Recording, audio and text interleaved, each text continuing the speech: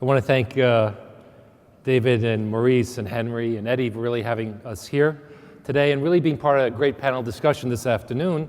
We heard Danny and Earl Besler speak before, and it's really great because when Maurice sort of contacted us, he just said, let's try to keep it so that, not one technique is better than another, but let's try to look at it more comprehensively and sort of see where we've sort of evolved to. And it's very interesting because Dennis and I are sort of fit right in between the concepts of what Danny spoke about and what we're doing with Team Atlanta, as well as what Maurice is going to show with Howie. And it was interesting because the other day, Dennis and I actually did our first socket shield case. I texted Maurice about that because everything has its place and its indication. And I think as we become more seasoned, we've sort of learned over that time. So we're going to have a nice discussion with Homa being the moderator, so looking forward to a great afternoon. We do work with many different companies, and as David had said, Dennis did come back from Antarctica. This was 3 days ago. The other partner, John Zamzak, and myself, you see all the penguin colony in the back. You're literally walking amongst the penguins, and I thought I'd take a picture of one and share it with you. Those of you who haven't had the opportunity to visit the seventh continent, it was unbelievable. It was really remarkable. Crossing the Drake Passage was not so easy, but once you get past that, it was truly one of the more remarkable trips of our lives. So I just bring in a Gentoo penguin, which I never knew what the different penguins are, but you get to know all of them.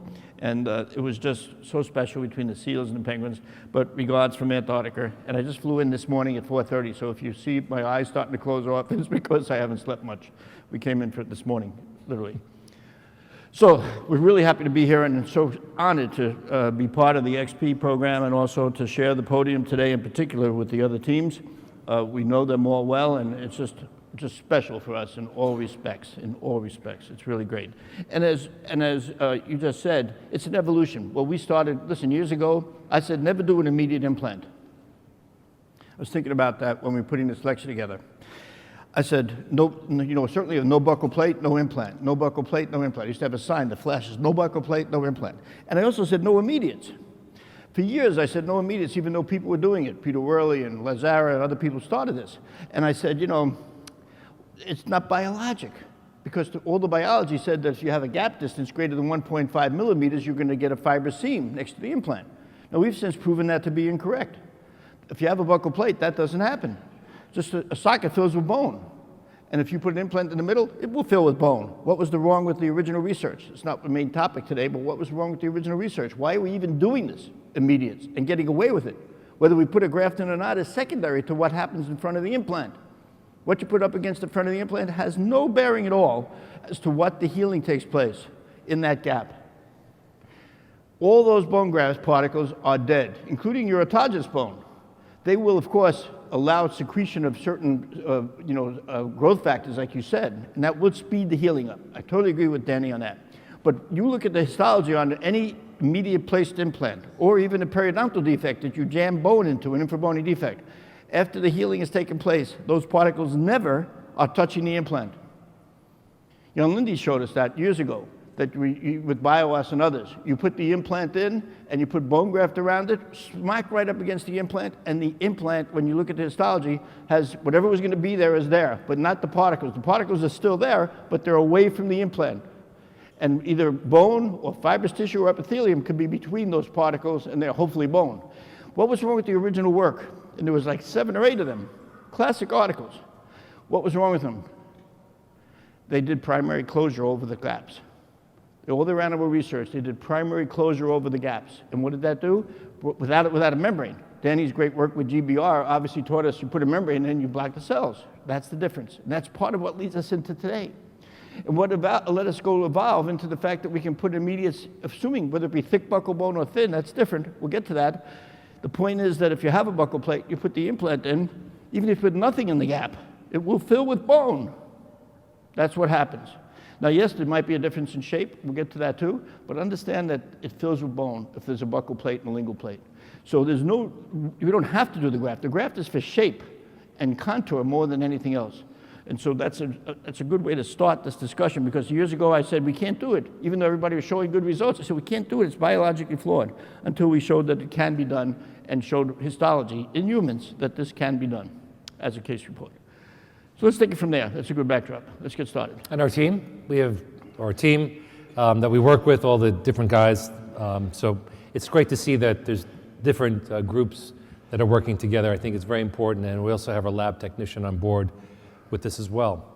As Danny mentioned before, is that he did have a chance while he was doing a sabbatical at Harvard to come and visit with us. And I give Danny a lot of credit for, again, having, looking at different techniques and ideas and evolving, because dentistry is really about evolving and self-improvement professionally. So Danny, it was great really spending time. I'm sorry I wasn't able to be at dinner, but it was great that you and Ramona had a chance to come in and really watch, some of the cases we do, and as well as what we learned with Team Atlanta.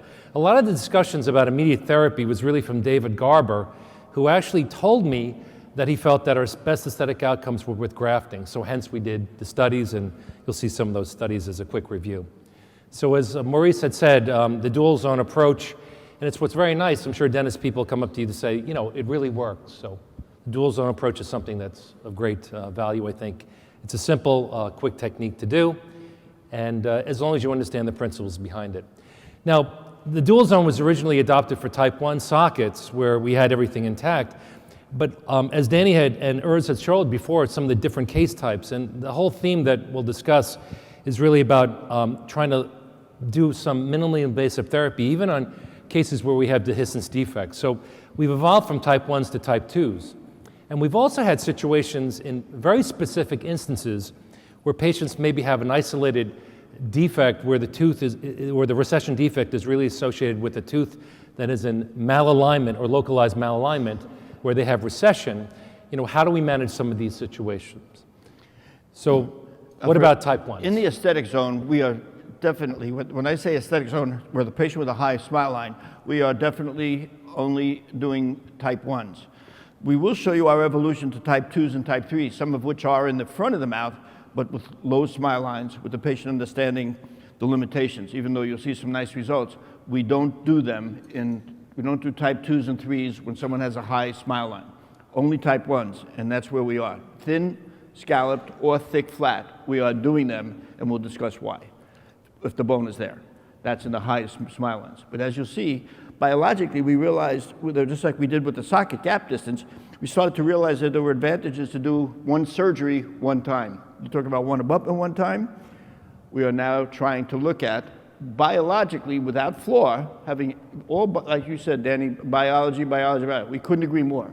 And so we're going to take the biological aspects of our type 2 handling of defects and some type 3s and utilize that to come out with what we think are very viable results, even in certain cases, as long as you know, pick your case, and as Danny said so carefully, but not in the high smile lines. High smile lines, let's get to type 1s. And other people deserve the credit for so much work, and Danny's, was involved with Stephen Chen out in Australia, but a lot of the original research was flawed too. And you mentioned that. Some of the implants were what? Too far buccal. And everybody said, well, you get 20% recession. Don't do this. Well, wait a second. 20% recession is too high. If we got 20% more than 1.5 millimeter recession, we wouldn't be doing what we're doing. We're in a very high-risk practice, meaning litigious type of practice in New York City. Doesn't get much more litigious than New York City, okay? High demand, high critical patients. And we wouldn't be doing it unless we thought we were on the right track. We weren't showing problems. But we'll show you what we do. The real concept is really trying to do things minimally invasive. And as Danny had showed, and Urs Belzer had showed, is that some of the criteria of efficiency and benefits to the patient and the number of surgical interventions. And we also believe, can you get the same results in regards to limiting the number of surgical interventions? Because a lot of patients, if they had to opt out between 3 surgeries versus 1, would probably prefer 1 surgery. So the concept of, if it's there, leave it there. Minimally invasive therapy. Cardiac surgeons are now doing arthroscopic changing of valves in some cases without opening a chest. If they can do that, we could take out a tooth flaplessly and without opening a flap. And that's what we do. We're not going to do flaps to take out teeth anymore. Even broken root tips come out through the socket opening. If it looks too small for you, magnify it. Get instead of 1x, get 2x. If 2x isn't enough, get 3x. If not, you'll see it bigger, and it'll look bigger. So let's go. So one surgery, one time is really like our new mantra that we're trying to do, but with biologic rationale. We're not stupid. We're academic clinicians. That's what we are here, and that's what we're trying to foster. So we'll see where we have grown with this to show how biologic principles have allowed us into this place. The only difference is what is the aesthetic result, not the biologic result, and that's the key. What you take, Vanessa? Yeah, Vanessa came in, and she obviously has a high smile. And when she came in, she actually said, "Dr. Chu, I have this weird bump on the palatal side of my left front tooth." And of course, we took a radiograph, and you can see that she has this very large resorptive lesion. So we actually had the endodontics checked out, but a lot of these communicate. Just to go back for 1 second, this is thin scalloped. You can see the probe through the tissue according to Joe Kahn's criteria. This tissue is probably thin and scalloped. If we take this out, what's the risk?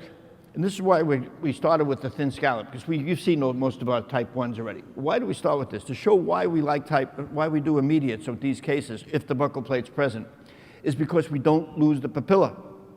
Now that'll hopefully be a discussion that we have, with the whole group later on, but in terms of flap designs and so on. But if you have a papilla like that, the worst thing you could do is create a black triangle while you're fixing the buccal. And that's what we want to avoid. So we don't lose papilla if they're there and the attachment on the adjacent tooth are healthy to start. By never opening a flap and never exposing that bone with any flap whatsoever, we're okay. Now Gomez-Roman showed that you can lose as much as on average 0.7 of a millimeter, but the range is huge, anywhere from 0.2 to 2 millimeters in his study. Wasn't a great study, but there hasn't been much around other than his. So we have to be concerned about opening flaps. So look at the thin scallop tissue. In this patient, obviously, we're going to take it out. And I'm going to take it out flaplessly. The labial plate thickness in this one was thin, but it was there. We're going to take it out. We understand the risks are always there. Just like Danny said, we can go through this quickly. They're all thin. 90% of them at 1 millimeter or less. 90%, based on his research and others. We know that. So we have that. So we know that they're all going to be thin. But if they're there, they still can fill them with bone. Now, so I know the article that you published with the oral surgeon Dupuy, what's the name of her name? Huh? Belgian, but the radiographic study at 8 weeks. The problem is, go back and look at it at 12 weeks. Go back and look at it at 6 months. You went in at 8 weeks. I'd like you to see what happens to that bone, on the thin bone. Is it filling in with bone, or it just didn't show up on your x-ray at 8 weeks? That's a whole discussion. So we do this flaplessly. Obviously, you take it out.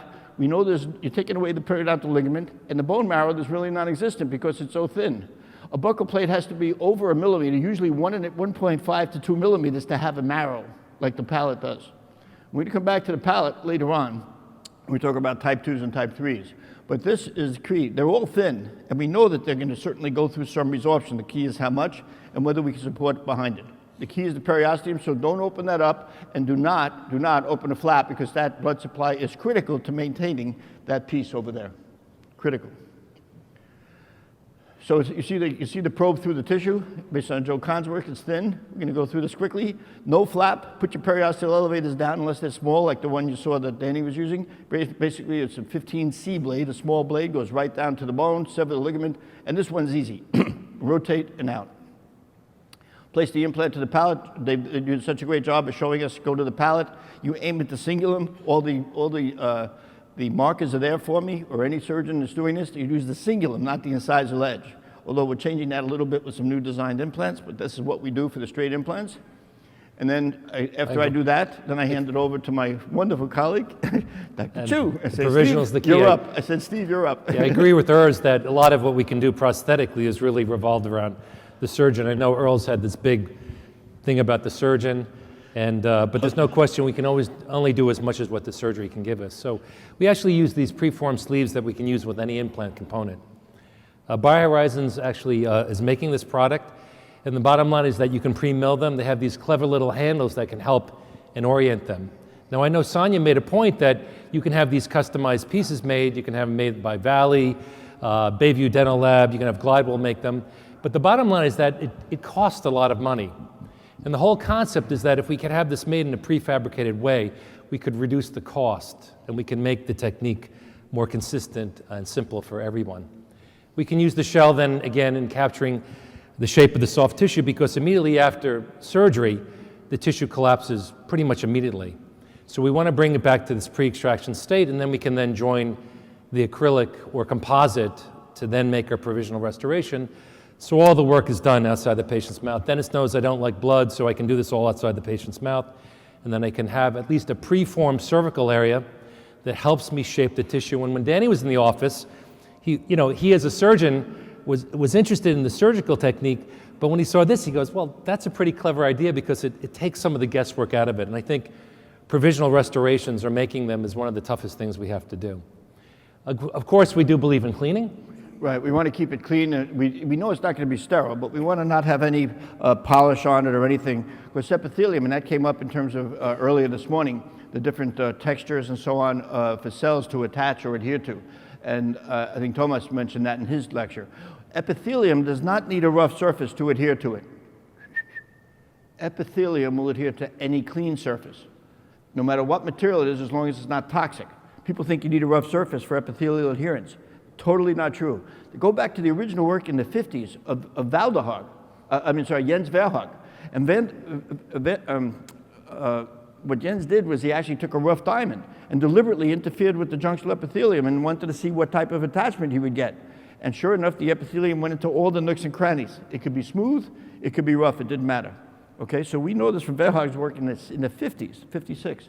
So we want to keep it clean so that the epithelium will adhere. We're looking to get the epithelium to adhere, and that's why we don't want cement. As everybody else has said, we don't want cement, especially in our temporization. We want it to be at least clean. By the way, this is $29.95 on Amazon. $29.95 delivered tomorrow. And if you mention Tarnow True, they'll give you $1.50 off. No, I'm just kidding. So Steve makes this temp? Yeah, I always make the provisional, and the interesting part is that since Dennis is going to be doing the dual zone grafting, I actually want him to replace the provisional because I don't want to take the responsibility of grafting, but I want him to feel how the provisional is seated, because sometimes if you don't seat it the right way, then it'll be in hyperocclusion. We know that's not really good for the implant. So it's just not fully stained yet. As you'll see, it's stained better in a minute. But he just gets this all done, and he knows it's ready. And then he calls me in. I've done the surgery. Then he spends 5 hours on this temporary. No, not 5 right. 10 minutes and then an hour in the lab. 10 minutes to do the surgery, and then a half hour. It's about a half hour's worth of work, I'd say, on the general for the temp. And so now, when I take it off, this is what I see. I see a gap, of course, which we know is there. We put on a straight healing abutment. For whatever company you're working with, put on a straight healing abutment, and then there's a gap. Now that gap is, this way you have access to the gap. If you put the temporary on, you have no access. So we take it off after it's completely out of occlusion. It's totally out of occlusion, out of centric and out of excursion, and so we just make sure it's freed up and not touching. Then we pack it with bone. We'll talk for a minute about this. Here it's cortical cancellous. What we have learned and what we've seen are evolving into this is that we are now using no more cortical bone, especially in the supracrestal part. We're using cancellous because you'll see why in a moment. We find that the body can resorb it, or it thickens the tissue, as you will see by our research, but it also, the body can get rid of it if it has to. So the supracrestal part, subcrestal you can play your game, but we like to do one graft and not play with it. So we're learning that the cancellous has not given us any problems whatsoever. Cortical and cancellous, the cortical stays around. And the same thing is true of the bovine bone. It doesn't go away. The body has no way of getting rid of it, so it tries to exfoliate it. If the tissue's thick, it comes out the sulcus. It doesn't even bother anybody. If it's thin, once in a while we see particles can work its way out the front. That's one, and we'll show this, we're being fair, that's our only thing that we've seen negative, and this is our correction for it. So I pack the bone. Salvin makes these kind of things. You can get them from next door. Great pluggers, they're little turns. Some of the other companies now have them. You pack it in, and I pack it in firmly, right up to the height. This is what we call dual zone socket management. Dual zone meaning the bone zone, but all the way to the height of the tissue. That's the key. And then we're going to let it clot for about 3 minutes. Then we're going to take it off, take the healing abutment off. Now the temporary was finished. It's already done. And then I squeeze that back up, and the excess comes out. So the soft tissue gets these graft particles in it, and that's going to help thicken this tissue and helps do what? Avoid connective tissue grafts. Now, I do connective tissue grafts almost every day in the practice, literally. As a periodontist, do it all the time. So it's not like I don't want to do connective tissue grafts, but not here. I don't want to damage, if it's there, I don't want to damage the tissue, and that's the key. So we're looking for a way, what the latest come up with this is I was looking for a way not to have to do connective tissue grafts and interfere with the periosteum on the front and making pouches. I don't want to have to do that. So if it's there and has this, I just want to thicken it, and that's what we're learning to do. And Paul Weigel talked about prosthetic socket seal, and we like that term. It's a great term. And then here it is 4 months later. Look at the tissue. We're moving this along, but 4 months later, it looks great. And that's what we see. Yeah, if it's there, we would just want to leave it alone. And like Right. you said, Homily Wang actually looked at immediate therapy, and he looked at papilla height over a 2-year period. And he found that if he replaced the tooth with an immediate restoration, whether it's the tooth or a provisional, that the papilla only shrank about 0.3 of a millimeter over 2 years. So the validation of just not the buccal, but the interproximal, as Dennis said, sometimes on these highly scaled gingival forms, we may get papilla fill, but we don't get the same height back. We don't get the same quality of the preoperative situation. And that's really some of the details Right, because in once regards to that, these we situations. know that that's dependent on the attachment of supracrestal fibers on the adjacent teeth, of course. But if we haven't interfered with them, yes, it will come back. But I don't want to lose those because I put a flipper in or an Essex retainer and then have to try to rebuild it with the contact point again. It doesn't make sense. So we try to, the most important thing for the thin scallop tissue, the reason why first we said, well, we're not sure, just like Danny wasn't sure. He'll get there, you know, don't worry, we'll give him a few more years. We'll give you 5 more years, Dan, and we'll get you there. But what are we talking about? The papilla, to us, is critical also, not just the midfacial. His work on the mid-buccal is so incredible. I take my hat off to you for that incredible documentation that you guys did. It shows amazing work on the buccal. The interproximal is where we have a discussion, because I don't want this to recede, and I don't want to open it up to do my grafting. So that's why if I have the buccal plate, I'm now going in all the time with Stephen doing immediates here. And because his papilla never changes, minimal to almost no change. We have not lost papilla with any of these procedures. I can't remember one. Can you, Steve? I don't remember. And we've done so many of them. You know, it's not like we just did 2 cases. And this is what it looks like. Steve, you got it from here. Yeah, it's great because when you have the ability just to replace what's been lost, basically the body heals, and then really we can have some good shape and contour. Now, the discussion about bleeding, Dennis, we had a very interesting one because on most of the cases, we really saw some good results. But there was sort of a key factor, and then some of the cases that initially didn't go as well as we'd like to see. The conversation Dennis and I had one time was like, well, did we see bleeding or not when we disconnected the provisional And restoration? I give you credit for this because you're the one who saw it when you took it off. This is a critical observer. And Steve was a critical observer, said, then, you know, our cases look great when I had the bleeding, when I took it off the first time. That means we got the epithelium to adhere to the temporary. And the biologic width was partly on the temporary. And that's why, and it healed at a more coronal position. So we don't rush this. We usually wait 3 to 4 months, not 2 months. The patient's happy though, they're in a nice temporary. There's no rush. And so we let this tissue mature. If you go back one, see this here? That's really the bone particles in there. You know, see that like whitish area? That's what we see, and we'll show you other pictures like that. We've seen that when we do the dual zone, that is helping thicken this tissue, and you don't see it collapse. So when we hear people talking about, you know, oh, Schropp's article, 5.8 millimeters of buccolingual change, that's ridiculous. Totally badly contour, a bad way of measuring it. And people quote that article all the time. Oh, you lose 6 millimeters of the buccolingual dimension. You show me 6 millimeters change here. That's ridiculous.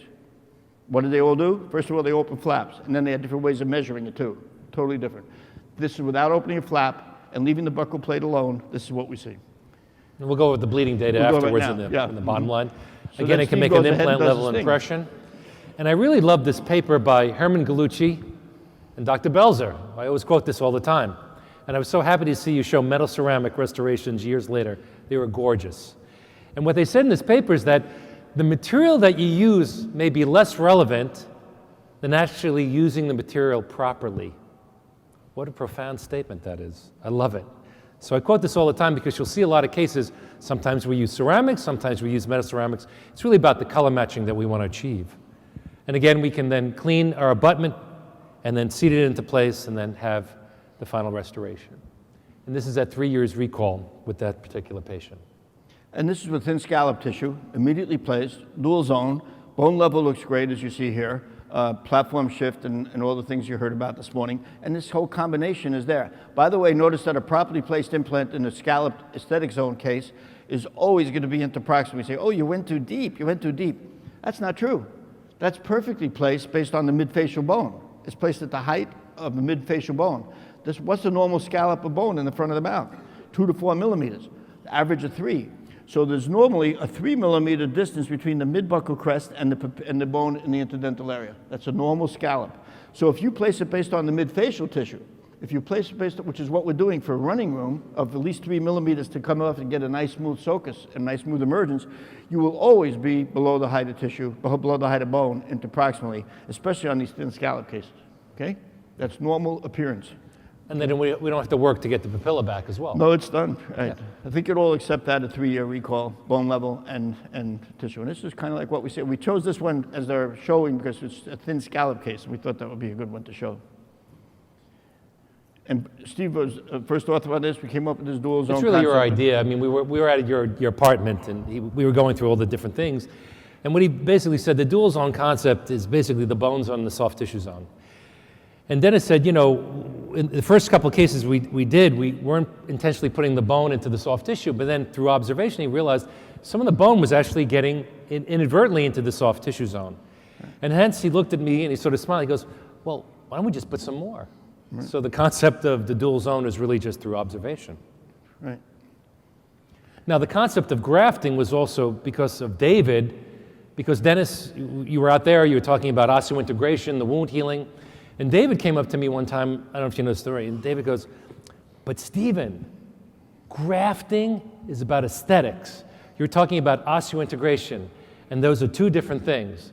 And so I told David, well, you're good friends with Dennis, why don't you tell him? And he looked at me and he goes, you're his partner. He's going to listen to you. Right, David? That's a true story. I don't think Dennis ever heard that. That's cute. But So it's about shape. It's really about shape and design of the tissue and shape of the tissue as much as anything else. And that's what we decided to go look at. So we put together a multi-center retrospective study. And we had 4 different groups. Group 1, no bone graft, no provisional. Just a healing abutment on this. And Uli Grunder did this in 2010. And he showed 1 millimeter change of this bone. And that was a real breakthrough article. The one that Uli did, because a 1 millimeter change with no graft, no provisional, didn't talk about 3 to 5 millimeters. Everybody else buccolingually was talking about 3 as a minimum, 4 and 5. But he did nothing, and then he showed only 1 millimeter change. We'll come back to that at the height of the implant. Then there's one with just a provisional, one with a bone graft with an oversized abutment, and then a combination of all. The bone graft and provisional. So let's quickly go through this. You should all have probably seen this. No bone graft, no provisional. If you take a look at these numbers, you take a look, this is like Uli Grunder did, at the 3 millimeter line, which is about where the top of the implant, he showed 1.0. What are we? Shape of the buccal tissue, 1.1 change. This made us so happy, because here we are on 2 opposite sides of the world, and we're coming up with a number within the 1/10 of a millimeter difference. No flap is the key. No flap. And believe it or not, before 2010, before his article, we couldn't find an article that really talked about buccolingual dimension change on extraction sockets without a flap. That's an amazing statistic. Everything else was with flaps. That's why we were so distorted with 3 or 4 millimeters change. So we take a look at that. Now we put a provisional on, a little bit better. Numbers are even better. Put a graft in, a little bit better, especially higher up. Look at these numbers. When you put the graft in way deep, the others 2 didn't have graft. Now look at these numbers here. See the drop about 7/10 of a millimeter. So the graft helps the shape of this ridge. And look at this. Bone graft with the provisional, group 4. Look at these numbers. I like that number. 0 change from the contralateral side. That means that some of them were even plus, some were negative, but boy, the average was 0. That's amazing. 0.1. I can live with 0.1. You can't see 1 millimeter. You get to 1.5 to 2 for you visually to see buccolingual change. You can't see 1 millimeter buccolingual change. Can't see it, okay? And this is what we are today. So this is why we're doing the dual zone concept. And the study was done with the Sonic Eras down in South America, and of course, why don't you show them what happened David. to the free gingivids? And the free gingival is basically the same, that David was right. Bone grafting does help in aesthetics. And then we also looked at the relevance of the techniques, the 4 different techniques, looking at the changes from the implant head in the peri-implant soft tissue. There are basically 3 zones, the gingival, middle, and incisal zone. So at the head of the implant, if you did nothing, we didn't really gain anything in regards to tissue. The provisional helped, and it did basically the same as bone grafting. Maurice had a lot of the cases in group 3 where they're just bone grafting, but the provisional restoration in combination with the graft really did the best. It was really anatomic containment of the graft, and that's the key element. You have to have something that's anatomic. I think Sonia made the point that if it's just round, it could encourage collapse. And we found that we were able to increase our peri-implant soft tissue thickness about 0.5 to 1 millimeter, just depending upon where you looked at the site. What's very interesting is that I mostly practice with periodontists, and when dentist tells me, hey Steve, we're able to thicken our peri-implant soft tissue and limit the amount of collapse, and I'm a periodontist, and I'm telling you, we don't have to graft as much as we should, that's a powerful statement. Oh, this way we realized that this is where the extra distance was coming from, was the free gingiva was getting thicker by having the bone graft particles in the tissue itself. That's really one of the nice things that we saw. And so when you take a look at this, the question now is what graft material? This is what we sometimes see when we take it off. We love to see the bleeding, because that means we got the epithelium to adhere to the temporary and allow for the healing to take place at a more coronal position. Then after multiple changes, okay, it might drop down, but now it seems to be able to withstand these changes because all of our research was with multiple changes of the abutment and triads. So this is what we like to see all the time. And what do we sometimes see? That's over 90% of the time for sure.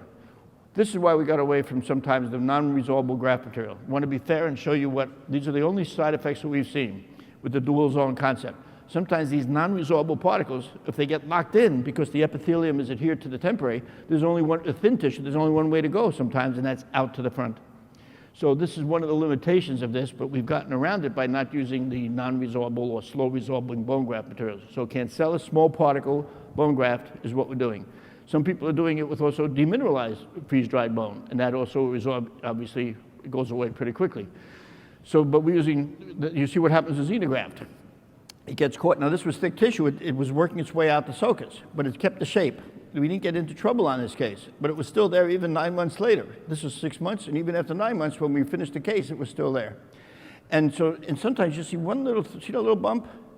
This is what we see with the cortical part of the bone. So we're staying with cancellous only, the body can resorb it, but it thickens the tissue, it's there long enough, and that's where it's small particle only, okay? We want to be fair and tell you what our limitations were with this and what we've seen. But 92 to 95% of the cases, we just don't see any of this, even with all the other graft materials. But that's what we've seen. So with the dual zone, this is what we commonly see after removal of the provisional. So beautiful the bottom sculpting line, tissue, that's the healing. This is what we see over and over again when we take off the temporary. So what particle size do you like to use then? Small particle, usually 250 to 500, certainly under 1 millimeter, 250 to 1 millimeter, nothing 1 to 2. None of those are out. Those large particles are out, not for this procedure. When you need something to stay, like Danny was talking about, shape, of course, that's different. Then you go for something non-resorbable, bio-os, other materials like it. But when you need something that you need to possibly resorb, you go to the cancellous bone or even the demineralized bone. We like the cancellous.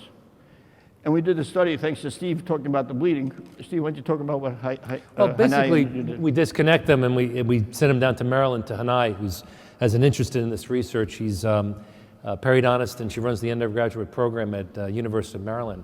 And she has a real interest in this area. And so what we do with the provisionals is disconnect them. You can see the microporosity right under high magnification of the acrylic. And the question then becomes, what type of cells are these? He's doing a lot of research on labeling of different types of cells. But even after 2 disconnections, you can see that there's some cells that are adhering to the surface. So that's really the future research. And she shows that those are collagen cells, and that's what it looks like. You see the fibroblasts, and that's what they are, adhered right into the opening of the temporary. And the real question then becomes, does the provisional become a platform for these cells to adhere to? And the question became, well, if we had bleeding upon first disconnection, did we see less ridge collapse and less soft tissue recession? And basically the answer is yes. Yeah, take a look at the red is where we saw bleeding. And you see those were positive, meaning that the ridge was actually bigger than the contralateral tooth, wider. So when we saw bleeding, it was actually really, really good. When we saw no bleeding, they were not terrible. They still were great cases, but not our best cases. Our best cases where we grabbed that epithelium attachment or adherence right to the implant. Right to the temporary. And that's why we don't want cement in there during the healing process. So that's the conclusion. Absolutely. So the concept is, one abutment one time. Maybe one clean abutment the first time is equally important. Certainly one abutment one time is great, you never change it. Whatever that epithelial adherence you get, and that concept's still there, but we can't always do that. We don't always know what abutment will be the final one. Sometimes we do and sometimes we don't. But all those cases that we showed you were with multiple changes. It was not one abutment one time, but it was one clean abutment the first time, okay? Yeah, because the reality is we'd love to be able to do one restoration one time, hopefully screw retain, and if you don't have to disturb the tissue, that's better. But the real value, I was so happy that Thomas talked about this, is that if you do things right and you place the implant at the proper depth, you do have the ability for the cells then to grow over the platform. And this great paper by the Bohr group with Ron Nevins really talking about less about the quality of the attachment, but the fact that if you have enough tissue, then the tissue can grow over onto the platform as you see here, and then create the seal. And what the seal actually accomplishes is that it gives you tissue stability with multiple disconnections.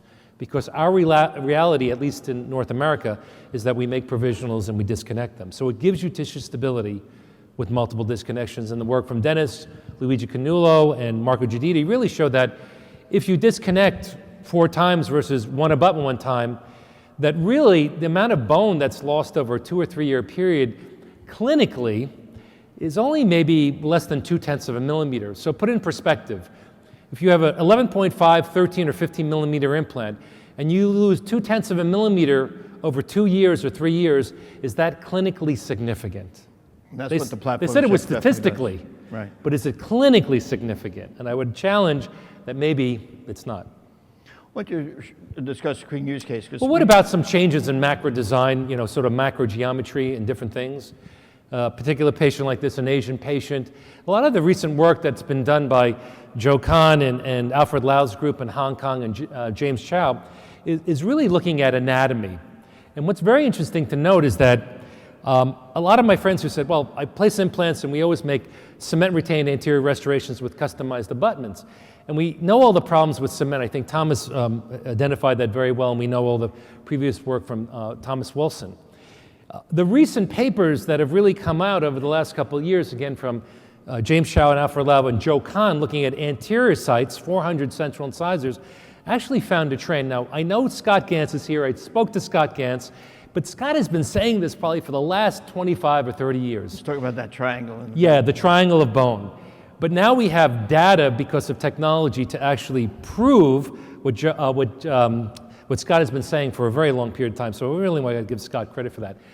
But 80% of the time, the bone is parallel to the root. What's interesting to note is that only 1% of the time is the bone buccal to the root, which would be advantageous for an implant that's straight to engage that versus something that's at an off angle. That's really the key. We've actually been using this type of implant system. It's called the coaxis implant. And what's interesting to note is that the body goes in one direction, but the head of the implant goes in a different direction. I know Howie's here. I don't know if Howie's used coaxis as well, but basically it's from South Africa, the parent company.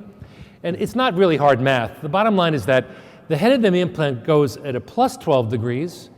And what's interesting to note is that when you speak to the company or the owner of the company said, well, it's simple mathematics. You have something that has a plus 12 degrees, but the implant mount is at a minus 12 degrees. So if you add them together, plus 12 plus minus 12, you have something that spins at 0 degrees.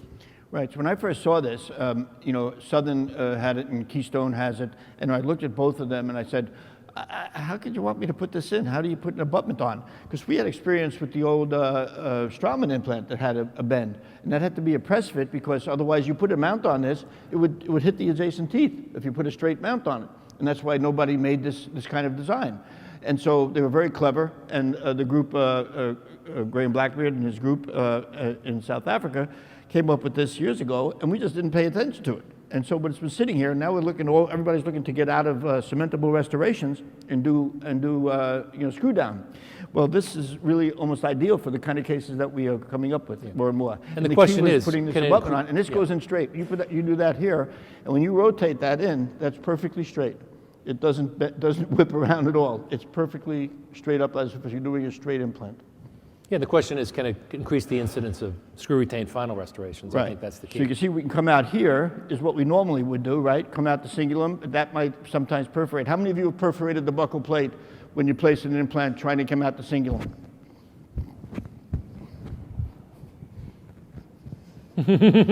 I've been there. Yeah. Well, the guided surgery, would definitely help. But sometimes you just can't avoid, if you want to make a longer implant and good stability, you'll sometimes perforate through that labial plate, then you got to come out and redirect. It happens to even the best surgeons. Yes? Danny, I hold you at the highest up. He shakes his head. I'm shaking my head. You could shake your heads too. Don't be embarrassed to say what happens every day. So that's why guided surgery is helpful, but understand that we can now maybe look at that bone on that palate that Scott was talking about, Gans was talking about, and let's utilize it and still come out with a screw down that can be screwed in, and the whole thing works quite well. As you see now, instead of aiming to the cingulum of the adjacent teeth, you start aiming for the incisal edge. And by aiming for the incisal edge, you engage all this palatal bone. You go longer, deeper, greater stability. And then it has a little mark on it, as you'll see here, when I take out the tooth the same way, all that's the same. And then I drew the drilling. But now the incisal edges are going to be my guide, not the cingulum. So when I do the drilling, here it is, that little dimple tells you where the buccal should be, and this line tells you how many millimeters you're deep, like 3 millimeters, where the soft tissue should be. So here you're going in, and what am I aiming for? I'm aiming for the incisal edges, not the cingulum. That allows me to engage all that palatal bone. So you place it, there you see it, they have external, they have internal hexes, they have both. It's not you can have either one. That's not the point. And then Steve takes over and does his thing. Just make my provisional the same way. But what's interesting to note is that the implant actually does the work for you because it's at an off axis, either 12, 24, or 36 degrees, but we use 12s for the anteriors. And initially when Dennis was placing them, he was so used to placing them to the palate, he says, what do you mean I have to drill to the incisal? And you can see your head and your brain, is at a conflict. I still want to go to the cingulum, it's so used conflicting. To the cingulum. I've trained myself all these years to go to the cingulum, and suddenly I got to go back to the incisal edge, But you can see here I have no acrylic on the lingual because the implant's doing all the work for you. Again, we can put the flat abutment on. So Steve makes the temporary and then calls me in again after the temporary is done, and then I'll put the straight abutment on. But look at all the extra room. This is part of what we were talking about and what Danny was talking about, trying to have more room to thicken that distance. Everybody's talking about, and Sonia talked about that. She's using smaller diameter implants to try and create a bigger gap. It sounds odd, but you actually want the bigger gap so you can put more bone graft in or allow more bone to fill on the front of your implant. Listen, how do we get 2 millimeters of bone? Which should be a discussion point. How do we get 2 millimeters of bone like you saw Danny was going for 2? You've got to graft it. It's not natural to have 2 millimeters of bone on any tooth on the front.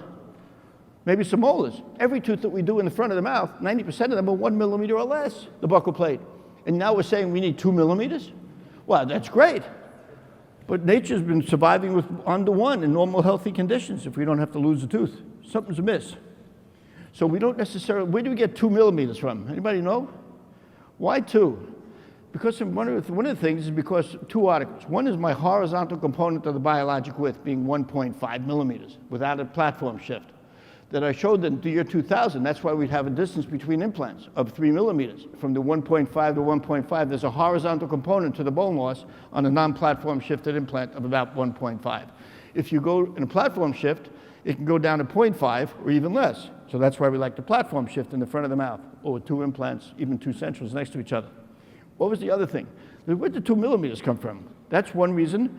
The other reason is Spray's article. There's an article by Spray with the 32-center VA study showing that if it was under 2 millimeters, these are healed ridges, and if it was under 2 millimeters when the implant was placed, if there was less than 2 millimeters distance from the implant to the buccal plate, the healed ridge, that when they opened it up in 3 to 6 months, he saw that there was a little bit more bone loss on the buccal, even on a healed ridge that was covered during the healing phase, so just a surgical injury would cause a certain amount of bone loss, and that's why the 2 millimeter mark keeps coming up. But if we think about it, once you get the beautiful case that Danny showed, let's say there was 1 millimeter all those years. Would it be the same? I don't know. You got 2 in a lot of your cases because the way you grafted so beautifully. Here's a question. What if we had only 1 after the healing that you did? We only had 1 millimeter. We'll show you some cases here that are still only going to be 1 millimeter after we do some of these. Is that bad? I'd rather have 2 for sure, but maybe the space will allow it. I don't know. Do you? Nobody does. Not that I know. That could be one of our topics for discussion. How much is the minimum amount of bone? We'd all like more. It's like attached gingiva. Oh, I want 6 millimeters. Oh yeah, where does that come from? That's ridiculous, okay? So let's go. We'll pack this in. I thought I'd take that aside. Pack the graft in, and this is what it looks like in 1 week. It's like we didn't touch it. In fact, look what happens. It gives us really the under contour. If anything, the tissue might come down because we're almost under contouring it. Because of the bend, you have more room on the buccal. So look at this is 1 week later. And so this is what we see. This is what we see over and over again. And we don't lose a papilla, and it is. And Steve, why don't you take it from here? This is what it looks like 1 week later. This is the key right here. Look what happened. This is 1 week later, post-op 1 week later. See that buccal plate? If I came up the cingulum, which is right here, if I did that, I would have surely perforated the buccal plate the same length implant. So I would have had to go way to the palate. I could have done it, but I would have really gone way up in here and come up this way. Now I can come out the cingulum, the central incisor, come out the incisal edge with the angle of the implant, but I'm aiming out here and the cingulum is screwed down. And so you can see that buccal plate is right intact. Will this be enough? There's the graft material right here. See that? That's the graft material. Let's see what happens. Here it is 4 months later. And we wait for maturation. That's really the key. Yeah. Uli Grinner wrote a great paper in the AO newsletter talking about maturation is the key. So we do wait a minimum of 4 to 6 months before disconnecting. Again, we do believe we're starting to measure the peri-implant soft tissue because of the off-angled head of the coaxial implant to see if we have greater distance so that we've now potentially increased our soft tissue. And now some of the numbers shape. are very promising. I think you'd all accept that shape any day. But you see, there's the particles. This is why this was cortical cancellous. See, I think it's too big. And I think it has to work its way out. And so we try now not to use the cortical part, it's the cancellous. And that seems to give us, it blends in better. And the body can either resorb it or get rid of it, whichever it wants to do. Just make an implant level impression. Again, it's not important the material you use. A lot of times we think that metal ceramics works very, very well, especially in the cingulum side. We're not cementing the sleeve into zirconia. It's very short, so doing metal ceramics works well. And we just think that, it's really up to the technician's ability. We think Adam is very good at using metal ceramics, so it's less important about the material, but just about understanding the material. And in 1 year, you can see the beautiful results we're getting on this too. This system has been out for 15 years. David is from South Africa, and he knows very well it's been out for 15 years. All right, we thought we'd show you that because it's something that we're first getting more involved with, and we're liking what we see for sure when we want to do these cases. Well, in regards to the dual zone, we like it because it's a very simple technique, we believe. What's important is the type of graft material, like I said, but you can limit the collapse. So David was correct when he told me that. Peri-implant soft tissue we can enhance without connective tissue grafting, working with periodontists. I think it's a very powerful statement if the periodontal community is saying that. We want to prosthetically mimic what we took out so we can maintain the interproximal, the papilla height, as well as a vehicle for containing and protecting our graft material. I think that's important. The concept of one abutment one time may be, or one clean abutment the first time may be more important than the one abutment one time or the number of disconnections, especially if you're using platform switching and you have enough implant depth or soft tissue height. I think Thomas made that point very well. And maybe angle correction implants can increase the incidence of final screw retained restorations versus cement retained. That's the key. What about type 2s, though? The type 2s are sort of an interesting discussion. Now, this is not for the highest aesthetic zone. I want to make that clear. You'll hear me? What you're going to see now, and showing you some of the things we're pushing the system, is for it could be the front of the mouth, but non-aesthetic cases. Low smile lines. All clear? Have I made myself clear? This side, do I have to walk over here? Is it clear? This, what you're going to see now, is where you don't sleep at night if you did this in the aesthetic zone, meaning high lip line. You would not have a good night's sleep until you see the 1 week post-op in these cases normally. So you don't do this unless you know that the patient has a low smile line and would not be too concerned in case there was a little bit of recession on that tooth, but they would have to lift their lip up. We call them lip lifters. Say that 6 times quickly. Lip lifters. The lip lifters you must be careful about, and you must have that discussion before. Just like Danny said, case selection is the critical part, patient expectations. This is what it's all about. So you don't do this in a patient that has a high smile line where they show it. But it can be done, because we're going to take the principles that we've done on type 2 cases. You can do what Danny does, and we do that. Yeah. What Danny does, we do that. That, delayed 6, usually I go 8 weeks. But I love that. That's great when it's really beat up. But this is and Dennis even told me after Danny, put in Chris's case. So this is Chris's case, Dennis. Great, because there's some interesting things that we can discuss during the thing. I want to discuss, this is someone with congenitally missing laterals.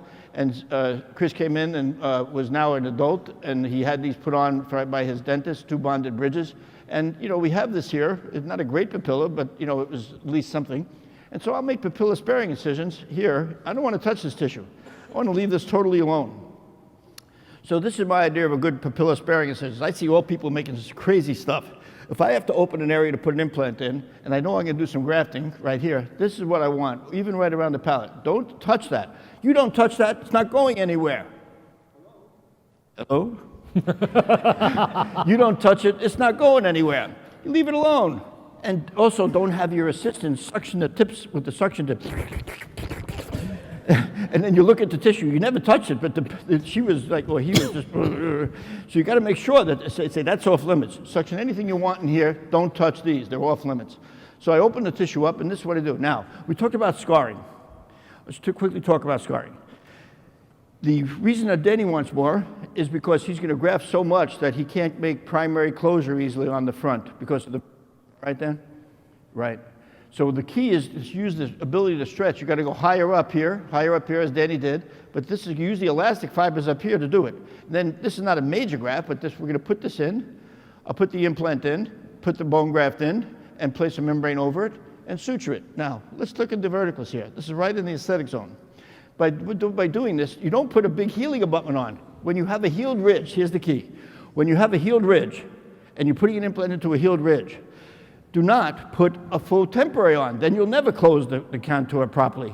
You need this flattest healing abutment. Let it heal with a flat healing abutment, which is what Danny showed. Put the flat healing abutment on, then after the integration takes place, then you stretch it with your provisional. That's the one you stretch, you know, with blanching the tissue, all that stuff that you saw Urs do and what we do. Okay. So we did that. Look at the healing. Where's the scar? That's 3 years. The reason that the scar is still a little visible, see just a little bit? The worst that happens, like Danny said, is what? You can do a little dermabrasion, a little plasty, but almost nobody ever complains about it because they're so happy to see this. This is 3 years later. Now, we just put this in as real quickly. It wasn't in our original work. This one you can hardly see at all. And so why are we bringing this up? Attached gingiva, or keratinized gingiva, I should say, gingiva does not scar. Mucosa scars. But the indentation you saw is, on some of the cases, or this indentation, it's an indentation, but it's not a scar. That's why you do a dermabrasion and you flatten it, there's no scar. If I did a gingivectomy on you right now, who'd like to volunteer? Okay, I'm gonna do a gingivectomy on you. So I'm doing a gingivectomy on him, and I do a gingivectomy, I cut the tissue off with whatever instrument I want, and I come back, and I look at him in 8 weeks. Do I see any incision line? Do you see any incision line at 8 weeks? Do you ever wonder why we get away with murder? Gingiva, we get away with murder. Why? Because gingiva doesn't scar. Mucosa scars, skin scars. Why do we not see it? Some of you heard me lecture on this before. What does gingiva not have? Yes, no elastic fibers. Good, no elastin. Gingiva has no elastic fibers. That's why we can cut it off. Now that has a limitation too. Why do you think we can't take like Restylane or some dermal material and inject a papilla and make it swell? We can't make it swell because it doesn't give. Maybe the irritation from multiple injuries from the surgery, from the injection might make it swell a little bit. But McGuire's done that, Becker's done that, and that's why we can't get a papilla back by injecting it in like we do for skin. Like you saw Anita do. Oh my God, that looked great. I gotta go to Eduardo. Is he still here? Is Eduardo still here? I'm coming to you, man. We're gonna get rid of all my lines, take a little from here, put it up here. I love that, man. That's great. Okay, but this is what happens. And this is barely visible, and we just wanted to bring that up. That's just something to discuss later. So we came up with this idea of, when I realized that you needed to block this tissue up, biologically I said, if I don't put something in here, these fibers from the buccal tissue will penetrate in. We all have seen that. When I open the flap, these particles, if I just put a graft in, would do what? Be a big wad of material. So I came up with this, what I call the ice cream cone technique. The top part's going to resorb away. 2 weeks, all the collagen membranes resorb if they're exposed. But this part still gives me guided bone regeneration and allows a new buccal plate to form. And the research on this by Jocelyn Tan and others showed it's about 1.3 millimeters average change. We lose about 1.3 millimeters. Not terrible, but not perfect, but it definitely helps. And we go in and we take it, we're gonna move through this, but 1.3 millimeters was the average.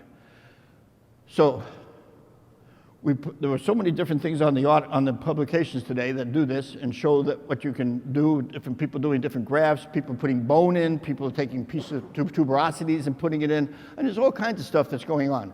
But I want to focus on this article that Guido, our partner, Guido Sanacchiaro, came up with, and he basically said then, they wouldn't tell me they were doing this. He and Steve were doing this behind my back, because I always say no buccal plate, no implant, not that day. But they were doing this in the bicuspid area where the buccal plate was wiped out, and it was not in the aesthetic zone. It was not in the aesthetic zone. But it was immediate with the buccal plate missing, which was against all my principles that I always said. I'd rather do what Danny always did, take it out, let it heal, and then go back in at 8 weeks and build up bone and tissue and so on. But take a look. So what did he do? You did it with them. Want Yeah. to take it behind my back? Well, to see the research was such that there are individuals saying that you can place implants into sockets with type 2 defects. Arias Tripodoctis had 5 years of CBCT recall on patients. And Guido's from Argentina, and Oscar De Rosas from Brazil. And the Argentinians, Brazils compete a little bit. So he said, if he can do it, I can do it. This is the technique. I think the key is really, the real skill set is not drilling a hole, it's really removing the tooth flapless when you don't have a buccal plate. I think that's really the skill set. And the other challenge that the surgeon has is really about getting primary stability of the implant. But if they can do those two things well, then all you have to do is make a customized healing abutment or provisional. We did that yesterday in a hands-on course. And then once that provisional is made, then basically dentist could put the flat healing abutment like he normally would do. And the only difference really between type 1 and type 2 sockets is that he's putting in a membrane, like the ice cream cone. Really, the concept is a derivation for what we learned with type 1 sockets and what we know with the ice cream cone technique and blending the two concepts. So there's the graft inside the collagen membrane. So there's a biologic principle here. We're not just stuffing it in there without any biologic principle. We're doing the graft with the membrane underneath the connective tissue without opening a flap. Still no flap. Still no flap. Okay. And then we could put the custom healing abutment back on. The only difference really being is that the membrane brings the type 2 socket back into a type 1, and then we treat it as a type 1. Now this really seals the top better than what just a flip over did, because this doesn't resorb. Obviously the custom healing abutment or a temporary doesn't resorb. Yes. So it really keeps the shape beautifully, as you'll see. Yeah, as Urs said, we're prosthodontists, and we want to feel like important compared to the surgeons. Right. I got that one, Urs, very well. I have the same, right. But the bottom line is that that's not So we resorbing. do everything the same way. Look at the buccal plates gone, including the infections here. We cleaned that out thoroughly. This one was done by Guido. You can see that the Sonicaro. Place it to the palate, in the palatal socket. These were all bicuspids in his study, that he was playing around with his 10 consecutive cases. Place the graft, place the, he's placing the membrane in. Now the membrane cannot be BioGuide. It can't be any membranes that are soft. We like the BioGuide, like what Danny does for that, that's perfect. But we can't use it for these ice cream cone techniques. That's where people went wrong. It has to be rigid when it gets wet. When it gets blood on it, it must be rigid. If it's not rigid, when it gets wet, there's a few different companies out there, Keystone, Zimmer, they all have it. Go to their place and get the rigid ones that when it gets wet, it doesn't just flop over. When it gets wet, it's got to have enough stability to be able to be put in and be and packed in without it flopping over itself. And we're only using the cone part of the ice cream cone. Right, so Just the cone part. either one. So that's what we do. You see there was a fistula there. He cleaned it out, placed the graft, and here's what it looks like a few months later. We let it heal. 6 to 8 months we looked at these patients. This is 6 months, not 2 months. 6 months. Yeah. And the key is that the provisional restoration is not resorbing like the membrane would. And go back for a second. I got it. Take a look at the CT scan. This was huge. That was gone. Now take a look at it. Similar to what you saw Danny showed with the bone graft on the buccal. And this is what we're seeing with this. Now these are bicuspids, so the distance is going to be much bigger than we will see for the centrals and so on. Bicuspids were great, less aesthetic risk, big gap distance for grafting. So to go through this quickly, he showed when you had zero bone to begin with on the pre-CBCT. Then post-surgically, Guido took one and showed 3.6. Now these were bicuspids, so that's why the distance, the bone graft particles showed up 3.6 millimeters. And then after 6 to 8 months, the post-op showed only about 0.6, about a half a millimeter loss of dimension, as you see back in here. And so this was amazing when we saw this, and that's when Guido said, then I got to talk to you. Don't get mad. But this was in the non-aesthetic zone, but it had biologic rationale, and that's the key, as always. That's what we've always been talking about all day, and only about a half a millimeter change. So the question histologically, of course, is there bone on the labial surface of the implant? We think there is, but that's really the million-dollar question. We haven't proved that, but that's what we still have to look at. Now, Joe Rosenlick and I published this paper a while ago, and it was on an implant that he had placed in a sinus graft, and I just want to show you something about it. Here's the implant on the left, okay, and there's new bone around this. This was simultaneously placed into a graft, and here, this is 2.5 years later. There's the graft particles, hydroxylapatite material, non-resorbable, and these particles were touching that implant upon placement. And this is similar to what I told you about Jan Lindy showing this, and the graft gets resorbed next to it and gets pushed away. When the particles come in, when the blood vessels come in, and the particles are touching there, they push it away, literally, and either form bone or connective tissue up against the implant. But the particles never stay there. They might be part of the matrix, And that's what shows up radiographically, but they never touch the implant. Never. Never. I never say never. And they just never touch it. It's the most amazing process that our body does. And this is something done by Guido on a monkey study. And he did a block section on this, and he actually showed bone right up against it using this combination technique. He did show it. It's the only one. It's not published yet. We're in the middle of looking at doing that, but you see the bone on the front of this implant, placed exactly the way we just discussed. But it was a man-made defect. It wasn't the natural one. So let's take a look at Wendy. She came in for you. Of course, she's your patient. We have 15 minutes. Yeah. You get it. We have a few. We started Go ahead. late. Go ahead. Go ahead. You got it. You go ahead with Wendy. Well, Wendy is one of Steve's patients, and Wendy's a very high-profile patient. And she comes into Steve, and she just cracked his tooth, this lateral incisor. And she travels all over the world. We won't mention who she is, but she's out there, and she's all over the public. She's not going to wear an S6 retainer for a day. Forget about a week or two. This woman's not going to. So what you see here is we said, okay, she has a low smile line, but she's clearly a high-profile patient. Take a look at this bone loss. She had a fractured tooth, and you see this bone loss a little on the side and in the front, as you see here. This is a high risk. She has tissue, not bad thickness, but the question is, should we do something for her or not? So you see the crack, and it was much bigger than I even thought initially. It was not just the buccal, but it was a distal buccal too. So you can see the fracture. I did it all flappiously. Placed the implant to the palate, but look at all the distance I have. But I got it in, I locked it in with whatever apical bone I had, and then Steve takes over. I can just make the shell again. It's about preserving and replacing what's there, so we just want to be able to shape the shell. The key is really flapless tooth extraction, getting stability of the implant when you don't have a buccal plate. And lateral incisors are much more challenging because the socket size is smaller. And I know Howie can appreciate that when they start talking about socket shield. In effect, you're having a smaller socket. So these are very challenging sites to do. So then I placed a straight healing abutment on. And now this is a little trick as you do this technique. Take this material, the collagen membrane, the rigid one that when it gets wet, it doesn't fold over on itself. And we place it in, and then when you take it out, you see where the blood was, you know exactly how deep you can make it. So you just trim it back to that point. Then so you don't have to even measure it. That kind of blood measures it for you. You trim it back, as you see here. You place that in, and then you pack the bone against it. Here you see me packing the bone against, now we would do we do cancellous bone, small particle size. Place that in, and what you see here is then wait for it to set, then slowly unscrew this, and then Steve has made the temporary, and then we're going to squeeze the excess out, and this dual zone concept. Now this is pretty red and inflamed because it was a pretty diseased area, as you saw it from before. But the key here is that, if we just go, if you look at the key here is that the question becomes, well, if the patient has no buccal plate, what is the limiting factor in how much bone you can place there? And it could be the soft tissue elasticity. So the fact that if they don't have a buccal plate, you can really try to stretch it. The key is overstretch it. Try to put as much as you can. And you can see the thickness here is obviously going to be less than you would have for a bicuspid. But you see the gap is pretty good, and we got some pretty decent bone up in there. Just normal healing as if it was a type 1 socket. Now, I didn't sleep well that night. Even though she had a low smile line, knowing who she is and what she represents, believe me, I did not sleep well. I said, this is one, but I didn't sleep well that whole week. And when she came in, I took a look. I knew I had at least tissue there. I said, okay, it's okay. Now, would I do this in a high smile line? No, this is, again, not for that, only for low smile lines with patient understanding that she might have to go through this again if I had recession. Let me say that again. This patient knew before I started that I might have to go back in and do other things, including change the implant possibly and rebuild the bone differently if it went wrong. So I'm not questioning that this wouldn't be the first choice for some of these cases. This clearly would have been a perfect case to do what Danny does, type 2. But because of her situation, needing of a temporary, traveling to Europe right after, or Asia right after she was leaving us, this was why we decided to do this. And waiting for at least 6 months. Right. She was extremely happy, of course. This is 6 months later, let it heal. Yeah, overbuild it, wait for healing, wait for maturation.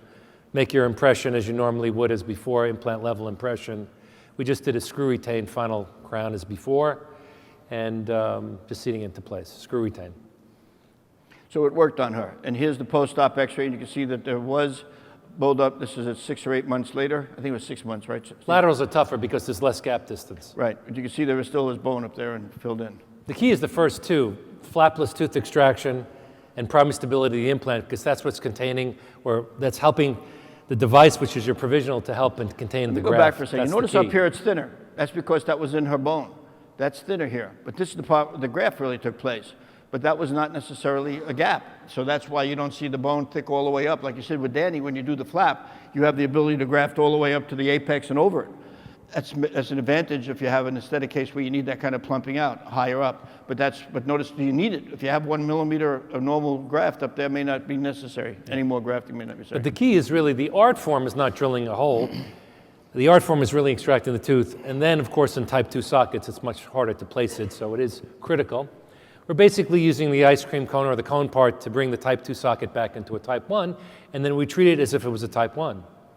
And again, we want to be able to place the graft, again, as if it was a type 1, put your custom healing abutment or provisional restoration, and wait for maturation. That's the key, wait for maturation. And this has biologic rationale because you're doing guided tissue regeneration, guided bone regeneration, just all at once, though. What's the risk? The risk is not whether the implant's going to take. You'll still have the same success up in the apex and the palatal bone. The risk is strictly where's the midfacial height of tissue going to be. That's the risk on these cases. What about type 3s? Now, again, we've sort of evolved that discussion. And what happens if you have a recession defect? Now, a recession defect like this, that's like what? That's at least 6 to 7 millimeters. Now, this was a patient from school that came in and needed this, obviously, this tooth taken out. What's the first thing, in one of the cases you showed, and you could have decoronated like you did, like Langer talked about. What's the other thing you could do? The key, when you look at these cases, you want to be like a real professor that's going to predict the future. All you got to do is you say, when you see the buckle looks like this, you know what you ask? Or you know what you look for? Let me look at the palate. Let me look at the palate. And if you look at the great results that we saw on some of those cases, where they decoronated and so on, great cases. But what do they have? They had palatal tissue and bone. And when these teeth are buccally placed, one of the good things usually is that there's palatal tissue. So we take it out, look at all that, that's even some palatal bone. The buccal is the hist, it's clearly type 3. Would I do an immediate here? No, too high. 5, 6 millimeters, way too big. But I need you to understand that this is the Danny technique, really. This is the Boozer technique, and just let it heal. You don't even have to decoronate it. Just let it heal and watch what happens. I know I'm going to predict the bone and tissue at least is going to come down here. Will I have a depression? Yes. But this is Mother Nature's connective tissue graft. What Danny gets by waiting 4 to 6 to 8 weeks, do the same thing. It's so predictable. Look at that. That's 2 weeks later. Look at this tissue. Here it is. This is 10 weeks. Didn't touch anything except took a stupid tooth out. Non-traumatic. Now you can go and do all the stuff that Danny did, and we showed this. We don't have time to show it. We did exactly what you did afterwards. The only difference, we do papilla sparing. But that's it. But we do everything exactly. But if these type 3 cases are really made into type 2 cases and really to become very predictable, if the palatal bone is there, that's the key. Yeah, it's truly a free graft because you got it for free. I like that. And all the issues with recession, you know, the real key, like I said to you before, the defects that we're taking on are ones that have maybe 1 to 3 millimeters at the maximum, and it's really about a poor tooth position within the arch. And we know all the studies about contour. So we just had published this. This is a particular patient, but we'll go through that later. But yeah, everybody knows that tooth position will dictate, again, you know, the thickness of the bone. It's obvious. The palatal bone is there, and that's the key. Right. And you can see here, that's the diagnostic key.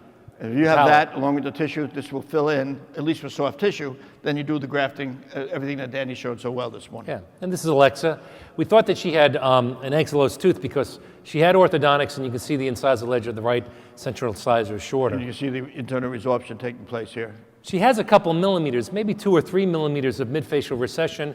It's localized and isolated, and it's really a function of malposition within the arch. It's an isolated situation. She has a low smile line. Please remember that. She has a low smile line, okay? So we try to push the system here on her for sure. You see the recession, but she has palatal tissue. She was partly irritated, ankylosed here. I cleaned that out afterwards and did that, placed the implant in way up to the palate. Here the buccal plate was still intact, but higher up, as you see. At least, look at the distance here, at least 3 millimeters minimum height. And let's see what happens. We're going to do all the things we've learned about perioprosthesis. The key is the palatal tissue. That's great. That's what allows these cases to work, the papilla, and that allow us for the blood supply. Then Steve goes ahead, and what did you do here, And the real Steve? key here is that the palatal tissue's there. It's an isolated situation of recession up to about 3 millimeters. Proper positioning and placement of the implant where the tooth should be. That's really the key. And then when I put the shell here, it's going to actually preform where the contour should be of where the tooth is if it was in the correct position to begin with. So I'm actually going to have under contour on the buccal. And then dentists will just do the dual zone again technique. When we have more of a defect missing with recession, then he'll use a membrane. But in her situation, when you have sort of We want the minor tissue to to come moderate, down, right. we just feel that we can manage this. She had a with buccal contour. plate, but it was higher up, about 3 millimeters up. That's why the recession was there. She wasn't devoid of a buccal plate higher up. That's why no membrane was used. We just put some bone graft in to thicken the tissue, and then Steve under-contoured, as you see here, to allow the tissue to come down. And the beauty is the tooth was out of position, so it almost was like I had a big socket. So again, we just have the restorative under contour. We let it heal. This is 1 week, and this is 5 months, and we just let it heal. And this That's goes the back key. to Arnie Weisgold's stuff from University of Pennsylvania. Under contour, on teeth or implants, allow tissue to come down. Over contour, the tissue moves up. So you, as restorative dentists, determine the shape of the zenith of the distal rise, for example, and all that. You determine that by the shape of your provisional. Let the tissue come down, as you see here, and look at the nice healing we got. Bleeding, we love the bleeding. We like to see that when we first take it off. And Metal Steve goes ahead and ceramic takes crown. the impression. And just inserting it, screwing it in. Again, she had a low lip line. Right. She had a low lip line. There was very little risk associated with it. Again, we were able to get the levels, together. And again, her preoperative situation, she had about 2 to 3 millimeters of recession, sort of minor to moderate. What's the diagnostic key? It's a single localized area of tooth malposition, and the key is that she had all the palate tissue. Now, And this then we could wasn't as manage high as the contour. previous case that I showed you that we let fill in, but this was also in a low smile line, and we had enough bone to obviously engage and get good support, and we felt that we could under contour and get that result. Flapless tooth extraction. We want to place the implant in the correct position within the arch. We want to manage the restorative contour. We still do the dual zone technique. Again, the pre-existing tooth position and the palatal tissue being the diagnostic key that we can then manage. This is not a vertical defect, so we manage the restorative under contour. And again, the clinical management is anywhere from, say, 1 to 3 millimeters of recession. Anything greater than more that, than that, we as we wait. said, Danny Right. showed beautifully with Eros, how to handle those situations. A patient like Isaac, Isaac again has a low smile line. He sort of had the incisal edges discrepant. The only variant is that he has some recession to begin with, but he also has no buccal plate. So he's sort of a combination where he has a minor amount of recession, maybe a millimeter, but no buccal plate. And how do we handle these type of situations? It's even more than a millimeter if you look at this carefully in terms of recession. Okay. So the key here is that he clearly has no buccal plate. The strategy, obviously, is tooth removal without laying a flap and getting primary stability. If you look at Joe Kahn's article about increased chance of recession, he talked about, for the first time really, the different types of defects on the buccal, V-shape, U-shape, and wide, like a W, two Ws. So this would be clearly a U-shape. It's not a V-shape. Look how deep that and wide that is. That's pretty close to being a wide. So he turned it upside down. And what did he show? He showed 8% if you have just a narrow cleft in the buccal plate. He showed 43% for a U-shape, similar to what we're going to do here, and 100% of the time, now, when it's wide. So this is only for very isolated cases and was not in the aesthetic zone. But a lot of his cases were placed incorrectly. It was before, look at the year. And this is just like what Danny was talking about, the learning curve. And even Joe, who was a phenomenal guy and a great clinician, he learned that you can't place it to the buccal. Some of these implants were placed too far labially. He knew that, and wrong implant designs and stuff. So you can see even, look at what he did. You see, some of them were too far to the buccal. Open the flap, the V-shape. This was only 8%, but this was a U-shape, and it's questionable in terms of incision design. You can see it's way over the top. So this is from his article. So you can see there are reasons why there was increased recession. Too far buccal, poor implant, poor flap design, and so on. So there's also subclassification that Steve put together. Steve? Yeah, we just felt that it's not only the width and the shape, but also how much. So we felt that if the coronal 1/3 was missing, we would call a subclassification of type 2A, type 2B where the middle third was involved, and a type 2C where you have no buccal plate. The question becomes, would you be able to put more graft material in a type 2C socket because there's no buccal plate in the way to allow you to put as much graft material as possible? But you might be able to count on the elasticity, depends on where your attached gingiva is, to be able to push this out even further. It's a catch-22. And really, Guido feels that the shell has this greatest value when you have no plate there to support the tissue. So this can be done in a prefabricated way for you. Again, making the provisional, under contouring the provisional as we had before. I always make the provisional first. Sun Q will stain the provisional restoration, and then dentists will use the cone part of the ice cream cone in this situation as he showed you before. And again, he's just going to mark it, cut it, place it in, put the graft in. So the combination of under contour and treating as if it was a type 2 socket. Look at the elasticity of this tissue. Almost too much. You say you can never get too much, but the elasticity allows you to do that of the mucosa and allows you to push overbuild it. Right. Overbuild it. And under contour, the restoration combination is what allows this to happen. So that's the way the patient walks out after surgery. You see the graft material throughout the X-ray, and here it is at 6 months. And at first disconnection, remembering what she had or what he had before. And this is So that's the key. non-probable, by the way. All these are non-probable. When we see bleeding like that, none of them are probable. There's no pocket depth there because the epithelium actually adhered right to that acrylic. It's really quite impressive. Just make an impression again. What was interesting about this particular patient is that we wanted to increase his incisal ledge. So Adam actually just made a metal ceramic crown on the right central incisor, but 2 no prep lithium silicate restorations as Urs had showed. The difference is Urs used zirconia as a substrate, we use metal ceramics. Again, we could then etch and bond this in place because if we have 2 dissimilar materials, a no prep veneer in the left central, that's lithium disilicate, we wanted to have good color matching. So Adam wrote in our color book, he was co-author about how to match these type of situations. So the right central incisor, because the patient wasn't sure whether or not he was accepting of increasing the length of those 2 teeth, he just made a metal ceramic crown. He said, look, if he was happy with this, I'll go ahead and finish that off. But we could also try in these restorations and see if he would actually like the effect. With longer teeth because he was Yeah, and he actually liked longer teeth because he had sort of this reverse smile line. Once he approved of that, we can just bond everything together and then just screw in the right central incisor implant and then bond in the left central incisor no prep restoration. So this is what he started with pre-treatment, and this is post-treatment. 1 surgery, 1 time.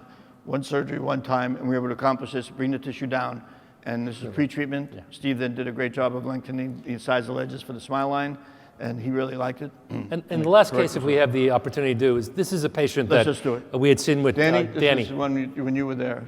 This is Ellen? Yeah, this is Ellen. I had sent some of the slides, and the thing is that Danny came into our office from Harvard, and he goes, he came in just for a day. And he goes, I just want to see what you guys are doing. So, Dennis said, okay, whatever patients that are walking in. But Ellen walked in that day, and Ellen has a problem. She's just not a straightforward case. We were hoping to show some straightforward cases to Danny, but Ellen walked in, and she has this recession defect. I think we did 2 others that were more straightforward, at least, right? We did 2 others normal with the buccal plate there. But this one was odd. I said, Dan, we wouldn't normally do this, but let's do it. And now we were playing with this, with the low smile line, and this is what it is. We got to move through it. Let's go. Yeah, but the funny part is I looked at Dennis, I looked at Danny, and Dennis looked at me and he goes, well, Danny came down here, I'm doing it. So I said, okay. That was a private discussion. Again, it's a localized situation of malposition. So she has a recession defect associated with the malposition, but she has no buccal plate as well. You can see this clearly is the patient that when Danny was in her office. No labial plate. Go ahead. So I took the tooth out. It was partly ankylosed, cleaned it out, got the pieces out. You can see where it was resorbing in here. Very carefully took out the tooth. You can see I still kept this intact as much as possible. Sometimes you see bony spicules, literally bone spicules that are inside the tooth that are resorbing. Place the implant up in the palatal area, as we discussed. Then Steve goes ahead and does his temporary. Same thing. Just manage contour. Manage the contour, under contour. Go in with the membrane. The buccal plate's missing. I'm going to have to do the membrane, dense collagen membrane, as we discussed before. The few that have it, I know Keystone has it, and so does Zimmer. You can go back and look at them. You can't use floppy membranes for this. It's okay for when you want to drape over grafting, but not for this procedure. Place it in, all the stuff we said, and Salvin has these pluggers that we showed you before. Place it in, place the bone graft, move this right along. This is a small particle cancellous bone is what we're doing, as you see here. Take it off, squeeze the temporary back on. There's the excess coming off. Now it should be routine for you to see. Now we see what we're doing. And there you see it right there. And the key was really under contour. Right. To really get the tissue to come down in this situation is really about under contour. Why don't you finish it up? Again, medial post CBCT. It's sort of, compressing everything, but this is really at 1 week. I actually eventually had to recontour the provisional once I was able to make the impression because I really wasn't happy with the shape. But you could see that the under contour allows the tissue to migrate down. Again, the key element being is that it's out of occlusion. We purposely reline the provisional to the buccal, we under contour it, and we just let the tissue mature. That's the key element. We want to let it mature. And this is the important picture here. This is no buccal plate, now we have this. Now this isn't the 2 millimeters where like Danny showed so beautifully with opening a flap and being able to really do that big graft. Is this enough? I mean, right now we're thinking that it is based on the fact that when we see this, they're holding up very nicely right now. But this was, with these type 2s that we're doing, we don't have enough of them yet. We first are looking at these as we go, just like you are, Danny. We're going back and looking at these. The type 1s, we have enough data. They go, they're good. But these, we're not sure. Is that enough bone, or do we need to double that? This is a question we can discuss. But this is 6 months, and we rebuilt something that wasn't there. So this is what it's biologically sound. Then Steve goes ahead. Again, I wound up under contouring a second provisional restoration, but after I made the impression, because I still wanted to tease the tissue down a little bit. And what's interesting to note, I actually had to make 2 crowns, because I still needed to under contour even further, because you could see the demarcation between the metal ceramic and the metal. So we actually made a second crown for her. We used the first crown as a provisional because we had to under contour it and even extend the ceramics even further. But again, we were able to do this one patient, one surgery, one time, understanding all the principles that we talked about before. And this is definitely a low smile line. And we know that we would not do this on a patient that had a high smile line. I'm trying to get her into a recall, Danny, so we can try to see her. So Danny, just like you said, think biologically is the name of the game. We're not just doing things from the hip. We have biologic rationale behind everything that we're doing. We're monitoring it, as you said, and we respect everything you've done so amazingly, that you and Urs have done such an amazing job with the research that you've done. You all know how hard it is to do clinical research to document it the way he has. The real story to work home with, but always think biologically, and if it's there, leave it there. If you can do the work without opening tissues and so on, do it. Minimally invasive therapy, MIT, is the name of the game. One surgery, one time is what we're gearing to. One of the things on your list that you and Urs showed is the patient concern, the secondary concerns, how many surgeries, how much time. All of those things are very viable. We're trying to get to one surgery, one time with biologic rationale. That's what we're aiming for, and I think we're getting better and better at it, and that's where we are. So we want to thank you, truly thank you for letting us get up here and show us what we're doing. Thank you so much.